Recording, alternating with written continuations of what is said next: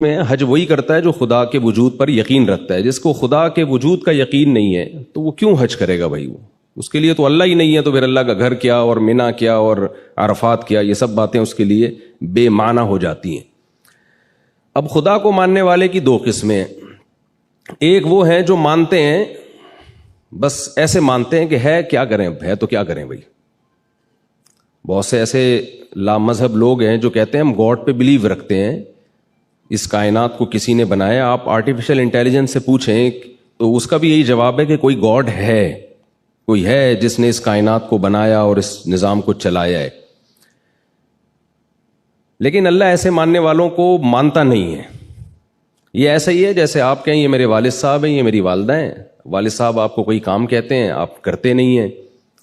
آپ I D card میں اپنے نام کے ساتھ والد صاحب کا نام ڈالنے کے لیے تیار نہیں ہے، لیکن آپ سے جب پوچھا جاتا ہے کہ آپ کے والد صاحب کون ہیں، آپ کہتے ہیں یہ جی یہ جمشید صاحب میرے والد صاحب ہیں. تو جمشید صاحب بولیں گے بیٹا ایسے تکلف کی ضرورت کیا ہے جب تم میری ایک بات مانتے نہیں ہو، آئی ڈی کارڈ میں اپنا نام میرے نام کے ساتھ ڈالنے کے لیے تیار نہیں ہو، تو یہ خام خواہ میں تکلف کہ یہ میرے والد صاحب ہیں، یہ میری والدہ ہیں، اس تکلف کی ضرورت نہیں ہے. تو خدا کے ماننے والے بھی دو قسم کے ہوتے ہیں. کچھ تو ایسے ہوتے ہیں جو جیسے انگریزوں میں آپ نے دیکھا ہوگا جب کوئی پرابلم ہو کہتے ہیں اوہ مائی گاڈ، کہتے ہیں نا، گاڈ کو تو وہ بھی مانتے ہیں. اب آگے گاڈ ان سے کیا مطالبہ کرتا ہے؟ گاڈ کہتا ہے زنا حرام ہے، بدکاری حرام ہے. انگریز مانتا ہے اس کو؟ کہتے ہیں جاؤ، کہتے ہیں ہماری انڈیویجول لائف ہے، ہم انڈیپینڈنٹ ہیں، ہم جو چاہیں کریں. گاڈ کہتا ہے کہ شراب حرام ہے، گورا مانتا ہے اس کو؟ اگر نہیں کہیں گے نا سب لوگ تو مجھے ذرا خوشی ہوگی. جی بالکل. گاڈ کہتا ہے کہ لا تقل لہما افن، بوڑھے ماں باپ کے سامنے اف بھی مت کرو. گورا کہتا ہے اف تو دور کی بات، بڑھاپے میں اولڈ ہاؤس میں جمع کرا کے آ جاتا ہے وہ، ٹینشن ہی ختم کرو بھائی. گاڈ اس بات پہ راضی ہوتا ہے؟ گاڈ تو کہتا ہے ووصینا الانسان بوالدیہ، ہم نے وصیت کی ہے کہ اللہ کے بعد سب سے بڑا حق کس کا ہے؟ ماں باپ کا. تو گورے کا بھی گاڈ سے ایک رشتہ ہے جو نہ ہونے کے برابر. نہ وہ شراب کو حرام کہتا ہے، نہ وہ بدکاری کو حرام کہتا ہے، نہ وہ فیملی سسٹم کو اس کی کوئی ویلیو ہے ان کی نظر میں. چچا خالو پھپھا کا لفظ ہی ان کی مارکیٹ سے شارٹ ہو گئے ہیں، پورے رشتے ہی مارکیٹ سے. ان کی مارکیٹ میں ہر چیز ملے گی آپ کو، رشتے نہیں ملیں گے. تو اللہ جو ہے اسلام کی صورت میں جو اللہ نے ہمیں دین دیا، دین برحق دیا، اس میں دو چیزوں کا نام ہے اسلام.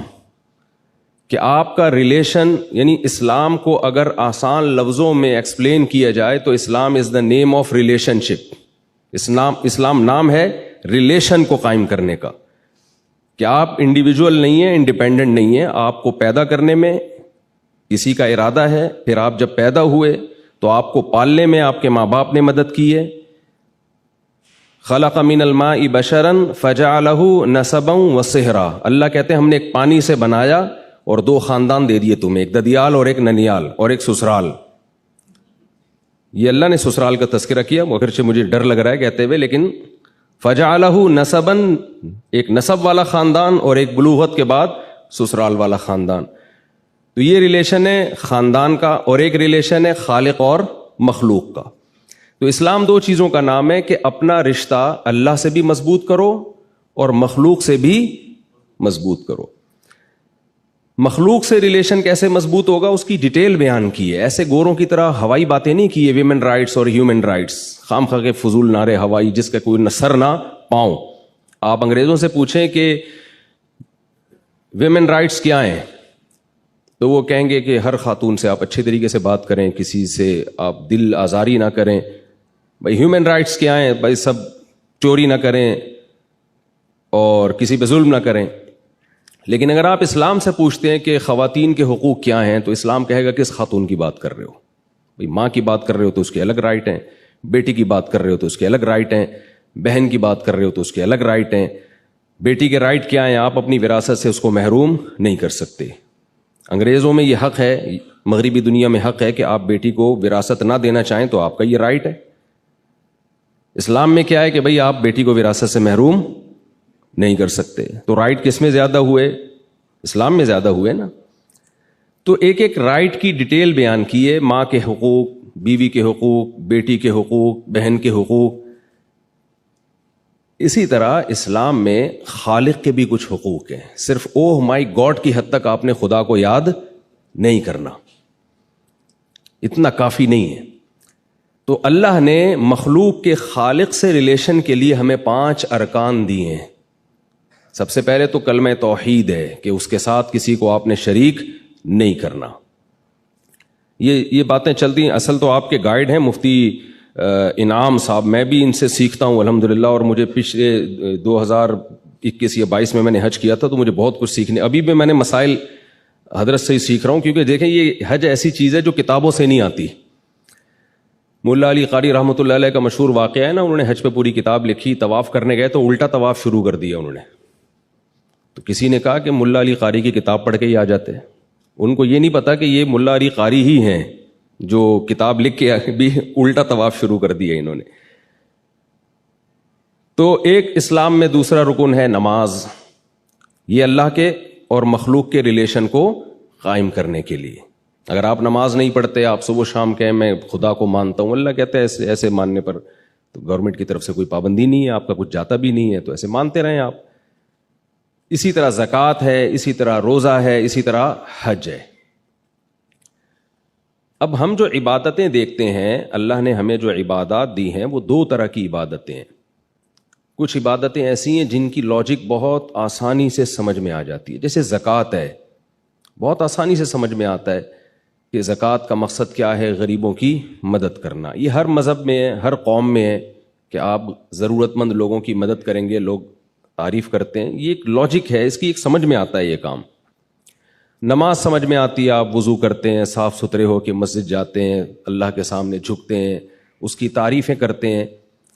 سبحان ربی الاعلی، سبحان ربی العظیم، ایاک نعبد و ایاک نستعین. لیکن اللہ تعالیٰ کچھ عبادات ہمیں ایسی دیتے ہیں جن کی سرسری غور جب آپ کرتے ہیں تو اس کی کوئی لاجک سمجھ میں آتی نہیں ہے کہ یہ کیوں ہے. تو اس کی ایک ہی لاجک ہے. وہ لاجک یہ ہے کہ میں یہ دیکھنا چاہتا ہوں تم میرے بندے ہو، میرے غلام اپنے آپ کو سمجھتے ہو یا نہیں سمجھتے. آپ نے فوج میں دیکھا ہوگا ٹریننگ کے دوران نا، بعض دفعہ کیا ہوتا ہے، فوجی آفیسر کیڈٹ کو بولتا ہے کہ جاؤ یہ کین یہاں سے اٹھا کے وہاں رکھ دو. وہ بیچارہ بھاگا بھاگا جا رہا ہوتا ہے، رکھ کے آتا ہے، کہتا ہے واپس اٹھا کے لے آؤ. کہتے ہیں سر آپ نے وہاں رکھوایا کیوں تھا جب واپس لے کر آنا تھا؟ تو وہ کیا سکھاتے ہیں، آرڈر از آرڈر. ان کو پتا ہے جنگ میں اگر ضرورت پڑی نا کہ یہاں سے وہاں جاؤ، اور یہ مناظرہ کرنے لگ گیا کہ سر کیوں جاؤں، تو جنگ میں شکست ہو جائے گی. تو آفیسر کی اطاعت سکھائی جاتی ہے. کچھ ایسے کام کروائے جاتے ہیں بھائی تمہاری سمجھ میں آئے نہ آئے تم نے کرنے ہیں. تو حج بھی اسی ٹریننگ کا نام ہے. اللہ کہتے ہیں کہ میں جو کہہ رہا ہوں تم نے کرتے رہنا ہے، بس یہ نہیں پوچھنا کہ کیوں. یہی اس کی ایک لاجک ہے. دیکھیں اسلام میں لباس، گورے اس بات کا اعتراف کرتے ہیں کہ سلا ہوا لباس پہننا یہ مسلمانوں نے یہ دنیا میں پھیلایا ہے یہ، لیکن حج میں ہم سے سلا ہوا لباس چھین لیا جاتا ہے. مجھے آپ بتائیں اسلام میل کچیل کو پسند کرتا ہے یا صفائی کو؟ کبھی آپ نے سنا کہ جو جتنا گندا میلا ہوگا جنت میں اعلیٰ مقام پر ہوگا، یا مسجد میں جتنا میل؟ نبی صلی اللہ علیہ وسلم نے تو جو پیاز کھا کے، کچا پیاز کھائے نا، اس کو کہا ہے کہ لا یقربن مصلانا، مسجد آنا تو دور کی بات، قریب بھی نہ پھٹکے. اتنی نفرت تھا. حالانکہ پیاز کی اسمیل کوئی بہت زیادہ نہیں ہوتی. پسینے میں آیا کرتے تھے صحابہ کرام جمعے کی نماز میں، آپ نے حکم دیا غسل کر کے آؤ، کراؤڈ ہوتا ہے تو سب نہا دھو کے آئیں گے. تو اسلام میں صفائی کی اہمیت ہے. لیکن حج میں نبی نے فرمایا جتنا میلا کچیلا پراگندہ بال والا ہوگا ایسا حاجی اللہ کو محبوب ہے. روٹین سے ہٹ کے کچھ کام کروائے جا رہے ہیں ہم سے. عام طور پر سر ڈھانکا جاتا ہے، لیکن حج میں آپ کو سر ڈھانپنے کی اجازت نہیں ہے. نبی صلی اللہ علیہ وسلم نے ساری زندگی بال رکھے ہیں، کہیں بھی آپ سے سر منڈوانا ثابت نہیں ہے، لیکن حج کے موقع پہ سر منڈوایا جاتا ہے. اب آپ حیران ہوتے ہیں کہ ہم گئے، اتنی ہم نے اسٹرگل کی، مینا گئے اور رمی کی، اور اتنے تھک ہار کے ہمیں انعام کیا دیا جا رہا ہے؟ سر منڈا کے واپس آؤ۔ کبھی آپ نے کوئی ایسا مہمان دیکھا، میزبان دیکھا جو اکرام کے طور پر آپ نے اس کے لیے اتنی محنت کی، اسٹرگل کی، اور وہ آخر میں کہے کہ بھی آپ نے کیا کرنا ہے؟ سر منڈانا ہے؟ تو یہ اللاجیکل کام ہے۔ نمازیں ہمیشہ وقت پہ پڑھی ہیں، حج میں نمازوں کے ٹائم کو چینج کیا گیا کہ مغرب کو آپ نے عشاء کے ساتھ پڑھنا ہے۔ پھر صفا مروہ کی سعی آپ دیکھیں، نہ اس میں رکوع ہے نہ سجدہ ہے، اس پہاڑ پہ چڑھنا ہے اترنا ہے، اس پہاڑ پہ چڑھنا ہے اترنا ہے، اور بیچ میں دوڑنا ہے۔ کوئی لاجک بنتی ہے اس کی؟ بس اللہ کہہ رہے ہیں بھائی لاجک، جس کو لاجک چاہیے، جس کو وہ گھر پہ ہی رہے۔ پھر وہ عجب گھڑی تھی کہ جس گھڑی لیا درس نسخہ عشق کا، کہ کتاب عقل کی طاق میں جو دھری تھی سو وہ دھری رہی۔ ایک شاعر کہتا ہے جب مجھے عشق ہوا تو عقل کی کتاب میں نے جس الماری میں رکھی تھی نا، وہ وہیں کی وہیں رہ گئی۔ تو حج اصل میں دیوانگی کا ایک نام ہے۔ اللہ تعالیٰ کہتے ہیں اپنی پرسنالٹی کو اور اپنی عقل کو، جس کو میں پیار سے کھوپڑی کہتا ہوں، اس کو تھوڑی دیر کے لیے گھر میں رکھ کر آؤ، اور جیسے جیسے آرڈر دیا جا رہا ہے ویسے ویسے کرتے رہو۔ تو آپ حاجیوں کو دیکھیں، ایک عجیب دیوانگی ہوتی ہے۔ یہاں سے منا جا رہے ہیں، منا سے پھر عرفات جا رہے ہیں، عرفات سے پھر یہاں آ رہے ہیں۔ بھائی جب واپس آنا تھا تو ادھر ہی ٹھہر جاتے، نہیں اب رات کو مزدلفہ گزارنا ہے آپ نے، پھر رمی۔ یہ جو ابھی مفتی صاحب فرما رہے تھے چھوٹا شیطان، درمیانہ شیطان، بڑا شیطان، تو نئے آنے والے لوگ سمجھتے ہیں کہ وہاں سچی مچی کا شیطان موجود ہے۔ سچی مچی کے شیطان تو یہاں جتنے پاکستان میں اتنے سعودی عرب میں نہیں ہیں، تو وہاں جانے کی ضرورت ہی نہیں ہے۔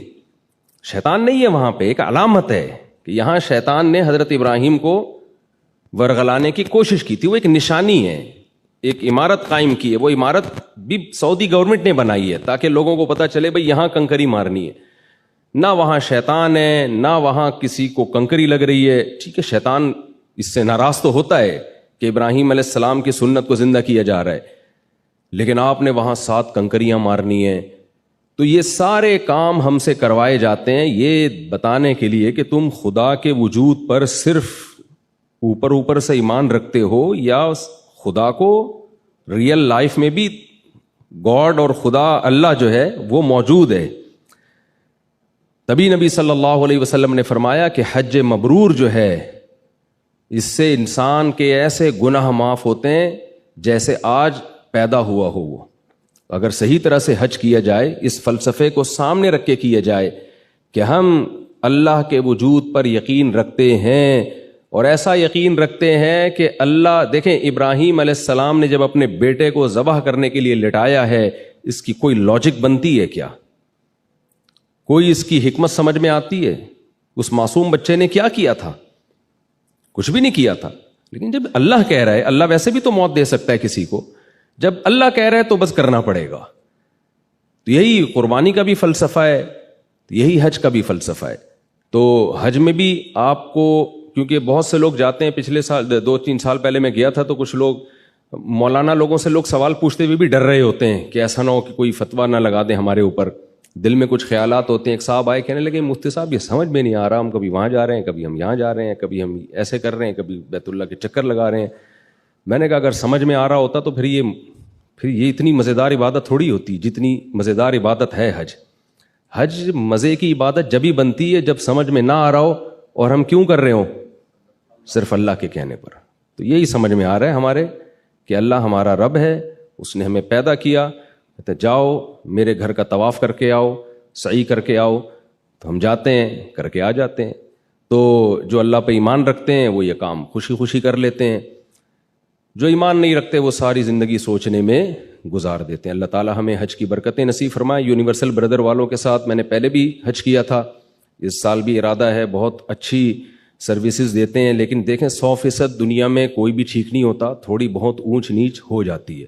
اچھا یہ ٹریول ایجنسیاں ہوتی بڑی ہوشیار ہیں، یہ آپ کو شروع میں مکہ مدینہ کے فضائل بتائیں گے، یہاں چپ رہنا ہے، شور نہیں مچانا، بالکل ایک لفظ نہیں بولنا۔ انہوں نے ناقص انتظام کیا ہوا ہوتا ہے، ناقص انتظام کیا ہوا ہوتا ہے اور پہلے سے ڈرایا ہوا ہوتا ہے، بالکل چپ، تو انتظام ٹھیک نہیں ہوتا۔ تو اب آپ نے دیکھا یار یہ تو روٹی صحیح نہیں مل رہی، یہ تو دہی صحیح نہیں مل رہی، یہ تو کھانا صحیح نہیں مل رہا، اب آپ نے اتنے ڈرا دیا گیا ہوتا ہے کہ آپ کہتے ہو بھائی بس چپ ہی رہنا ہے ورنہ حج ضائع نہ ہو جائے. تو ایسے لوگوں کو میں کہتا ہوں وہاں چپ رہو لیکن ادھر آ کے بول دیا کرو.